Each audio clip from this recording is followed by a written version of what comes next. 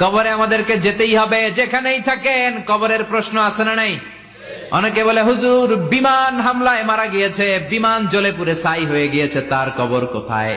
তার আত্মাটা যেখানে আছে ওই জায়গায় প্রশ্ন আছে না নাই? অনেকে বলে হুজুর সাগরের মধ্যে পড়ে মারা গিয়েছে, তিমি মাছ খেয়ে ফেলেছে, তার কোনো অস্তিত্ব নাই, কিন্তু তার রুহুটা আছে না নাই? প্রতিটা রুহু সংরক্ষণ করে কে? প্রত্যেকটা আত্মা আল্লাহর কাছে সংরক্ষিত থাকে। প্রতিটা রুহু, প্রতিটা মানুষ মালাকুল মাউতকে দেখতে পায়। আপনিও দেখবেন, আমিও দেখব। মুমিনদের কাছে এসে মালাকুল মাউত একজন যুবকের বেশে সাদা ধবধবে জুব্বা পরে সুগন্ধি মেখে মুমূর্ষ ব্যক্তির শিয়রে বসে বলে, ইয়া আইয়াতুহান নাফসুল মুতমাইন্নাহ, হে প্রশান্ত আত্মা, উখরুজি ইলা মাগফিরাতুল্লাহি ওয়া রিদওয়ানি, আল্লাহর ক্ষমা আর দয়ার দিকে বের হয়ে আসো। বলা মাত্রই মুমিনের আত্মাটা স্মুথলি বের হয়ে আসে। কাফান মিন আকফানিল জান্নাহ, হানুত মিন হানুতিল জান্নাহ, জান্নাত থেকে আনা সুগন্ধি কাফনের মধ্যে পেঁচিয়ে তিনি রূহটাকে নিয়ে ইল্লিনে চলে যায়। সরাসরি দেখে মালাকুল মাউতকে। আর যারা ইসলাম বিরোধী, কোরআন বিরোধী, তাদের সামনে এসে মালাকুল মাউত ত্রাস সৃষ্টি করে। আগে ধমক। হাইওয়েতে মাঝে মাঝে ডাকাতি হয় না? বাসগুলোর মধ্যে যখন ডাকাতি হয়, বাসে থাকে 50 জন, ডাকাত ঢুকে 5 জন, এই 5 জনের ভয়ে সবগুলো পেশাব করে দেয়। কারণ ত্রাস সৃষ্টি করে। এসেই চাইনিজ কুড়াল দিয়ে আগে কুবায় দেয় 4-5 জনের। রক্ত দেখে কি দেওয়ার সব আগে রেডি করে রাখে। মালাকুল মাউত এসে কাফের, নাস্তিক, মুশরিকদের সামনে সেরকম একটা ত্রাস সৃষ্টি করে। ভয়ে লোকটা কাঁপতে থাকে। ওর কাছে ভদ্র ভাষায় কথা বলে না, সুন্দর জামা পরে আসে না, কালো কুচকুচে চেহারা, ভয়ঙ্কর একটা রূপ নিয়ে, আকৃতি নিয়ে ইসলাম বিরোধীদের মাথার সামনে আসে। দুর্গন্ধযুক্ত চেহারার দেহ নিয়ে ধমক দিয়ে বলে, ও পাপাত্তা, ইয়া আইয়াতুহান নাফসুল খাবিসা উখরুজি ইলা গাদাবিল্লাহ, হে পাপাত্তা, আল্লাহর রাগ, ক্রোধ আর গজবের দিকে বের হয়ে আয়। মুমিনের আত্মা বলার সাথে সাথে যেমনি মুমিনের দেহ থেকে বের হয়ে জান্নাতি কাফনের ভেতরে ঢুকে, কাফেরদের আত্মাও কি এরকম তাড়াতাড়ি বেরোতে চায় নাকি? কাফেরদের আত্মা বেরোতে চায় না। ডানে দৌড়, বায়ে দৌড়, সামনে দৌড়, পেছনে দৌড়, আহা দৌড়াদৌড়ি করে। মালাকুল মাউত এটাকে টেনে হিচড়ে, একটা জীবিত ছাগলকে জবেহ না করে, জবাই না করে, তার চামড়া উল্টা দিকে টেনে হিচড়ে বের করলে ছাগলটা যত কষ্ট পায়, এর চেয়ে কমসে কম 70 গুণ বেশি কষ্ট দিয়ে কাফের, মুশরিক আর গাদ্দারদের রূহ কবজ করা হয়। আল্লাহ এই পরিস্থিতি থেকে তুমি আমাদের বাঁচাও। মুমিনদের রূহ যেমনি কবজ হয়, ওইভাবে রূহ কবজের ব্যবস্থা করে দিও। ইমানের মৃত্যু নসিব করে দিও, শাহিদি মৃত্যু নসিব করে দিও। আমাকে শহীদ করে সেই মিছিলে শামিল করে নিও, যে মিছিলের নেতা মীর হামজা, খোবায়েবে খাব্বাব, আল্লাহর কাছে ছিল অতি প্রিয়, শামিল করে নিও। আমাকে শহীদ করে সেই মিছিলে শামিল করে নিও। পড়েন আমিন। আরো জোরে পড়েন আমিন। তার মানে বিমান দুর্ঘটনায় হোক, কিংবা লঞ্চ ডুবিতে হোক, কিংবা আগুনে পড়ে হোক, কিংবা আত্মঘাতী হামলায় হোক, যে যেখানেই মারা যায়, কবরের 3টা প্রশ্ন তার জন্য আছে না নাই? ইসলাম বিরোধীদের জন্য প্রশ্ন 3টা, আপনারা যারা মুমিন তাদের জন্য 4টা। আপনাদের জন্য একটা বেশি, আলহামদুলিল্লাহ। কোন কবরে এসে প্রথম প্রশ্ন করবে মুনকার নাকির যখন চলে আসবে, 40 কদম যখন আত্মীয় স্বজনরা লাশটাকে কবরের মধ্যে দিয়ে 40 কদম চলে যায়, তখনই ফেরেশতা চলে আসে। আহা, শেষ, সব শেষ। এসেই পরীক্ষা শুরু। মার রব্বুক, তোর রবের নাম কি? চিল্লায় বলেন, আমাদের রবের নাম কি?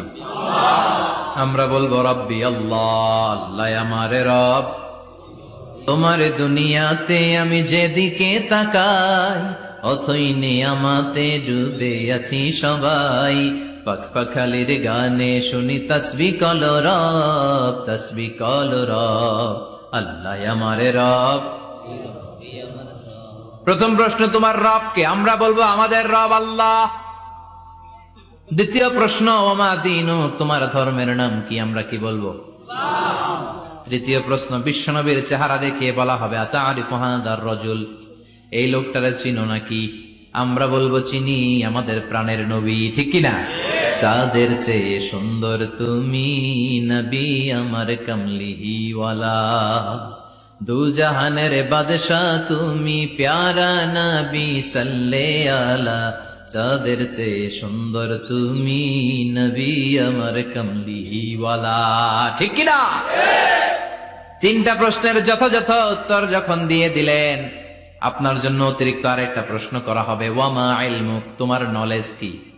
তিনটা প্রশ্নের উত্তর যে তুমি করতে পারলা, কিভাবে পারলা, কেমনে জানলা?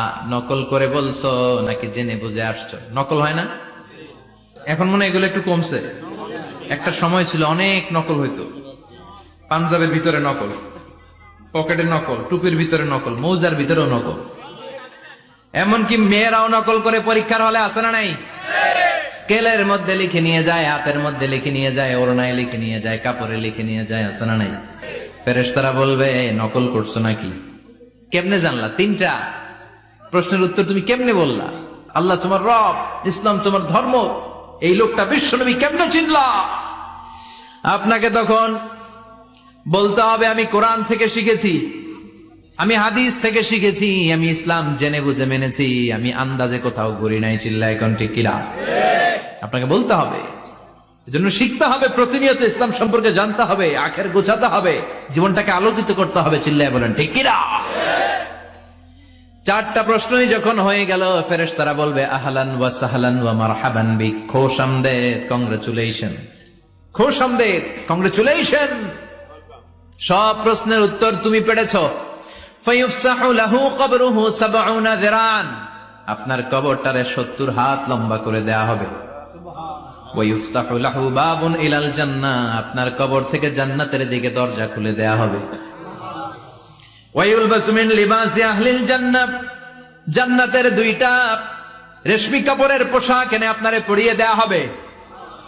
আর বলা হবে নাম কানাউমিল আরুস, ঘুমাও, sleep, you should get some sleep now, তোমাকে লম্বা সময় পাড়ে দিতে হবে, ঘুমাও। কানাউমিল আরুস, যেমনি বর বাসর রাতে আরামসে ঘুম দেয়, বাসর রাতে যেমনি বর কনেকে নিয়ে মধুর ঘুম দেয়, তুমিও ঘুমাও, কেউ তোমার ঘুম ভাঙবে না। কিয়ামতের জন্য ইসরাফিলের সিংহায় যে ফুৎকার আছে, ওই ফুৎকার ছাড়া কোনো কিছুই তোমার ঘুম ভাঙাতে পারবে না।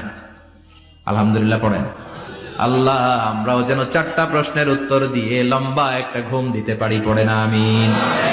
ওয়াম্মাল কাফির ওয়া আহলুশ শিমাল, আর ইসলাম বিরোধী যারা, তাদের সামনে আসবে মালাকান আসওয়াদান আজরাকান, কৃষ্ণ বর্ণের দেহ, নীলাভ বর্ণের দুটো চোখ, গায়ের রং কালো, চোখের রং নীল। দেখতে কেমন লাগে? আলিফ লাইলার ভূতের মতো। কথা কন? গায়ের রং কালো, চোখের রং নীল। ফেরেশতা দুইটা আসবে, এসে ত্রাস সৃষ্টি করবে, এসে বলবে বল তোর রবের নাম কি? মার রব্বুক। মুশরিক, কাফের, নাস্তিক এরা বলবে আমি জানি না আমার রবকে, আমি জানি না, আমি তো আজীবন শুধু চেয়ার করেছি, মদ খেয়েছি, আমি ধর্ষণে সেঞ্চুরি করেছি দুনিয়ার বুকে, আমি টেন্ডারবাজি করেছি, চাঁদাবাজি করেছি, আমি মাস্তানি করেছি, আমার দাপটে এলাকার ইসলাম প্রিয়রা বাসায় ঘুমাতে পারে না। আমি ছিলাম টেন্ডারবাজ, আমি ছিলাম গডফাদার, সন্ত্রাসীদের লিডার, আমি ছিলাম ডন 1 2 3 সব, আমি ছিলাম ডনের ডন, আমি ছিলাম মাস্তান, রংবাজ, রব টব কি আমি তো জানি না। লাদ্রি লাদ্রি, আমার জিজ্ঞেস করো না। আবার প্রশ্ন করা হবে ওয়ামা দীনুক, তোর ধর্মের নাম কি? বলবে লা আদরি, আমার কোনো ধর্ম নাই, আমার কোনো ধর্ম নাই, আমি শুধু মৌজ মাস্তিতে ছিলাম, আমি আনন্দ ফুর্তি করেছি, ইসলাম নিয়ে আমার মাথা ব্যথা ছিল না, আজীবন ইসলামরে আমি বাস দিয়েছি। চিল্লায় বলেন ঠিক কিনা? ইসলাম বিরোধীদের সাথে ছিল আমার চলাফেরা, আমার সব সাঙ্গপাঙ্গ ছিল গুন্ডা, বদমাস, ইসলাম বিরোধী। রব কি, ইসলাম কি, এগুলো আমি জানি না। আমার এগুলো জিজ্ঞেস করো কেন? ধর্ম কি আমি জানি না, আমি কিচ্ছু মনে করতে পারছি না। 3 নাম্বার প্রশ্ন করা হবে আতারিফু হাদার রাজুল, দেখো তো এই লোকটারে চিনো কিনা? কয় না, চিনি না, তবে মনে হয় এই লোকটারে দুনিয়ার বুকে আমি গালি দিতাম, এই লোকটার বিরোধিতা করতাম, ব্লগের মধ্যে এই লোকটার ব্যাপারে কুৎসা রটনা করতাম, এই লোকটার কার্টুন বানিয়ে আমি হিংসা ছড়িয়ে দিতাম, এই লোকটার ব্যাপারে আমি এলাকার মধ্যে অপপ্রচার চালাতাম। ফেরেশতারা বলবে তাই? এই ছিল তোর ডিউটি? দাঁড়া, এখনই আমাদের খেলা শুরু, এখনই শুরু। ফায়ুতরাকু বিমাতারিকা মিন হাদিদ, লোহার একটা হাতুড়ি দিয়ে মাথা থেকে পা পর্যন্ত পিটানো হবে, পিটিয়ে ওর গোশতর হাড্ডিগুলোকে থেতলে ফেলা হবে। ওয়ায়ুকালু লিল আরদি ইলতাইমি, কবরের দুই পাশের মাটিরে বলা হবে এবার দুই দিক থেকে তোরা চাপ দে। চাপ দেয়া হবে, ধাক্কা ধাক্কি করেও সে সুবিধা করতে পারবে না। মাটি আস্তে আস্তে আস্তে আস্তে দেহের দুই দিকে লেগে এমন জোরে দুইটা চাপ দিবে, ফাতাখতালিফা আদলাউহু, তার ডান পাশের পাজরের হাড্ডি বাম দিকে ঢুকে যাবে, বাম দিকের হাড্ডি ডানে চলে যাবে।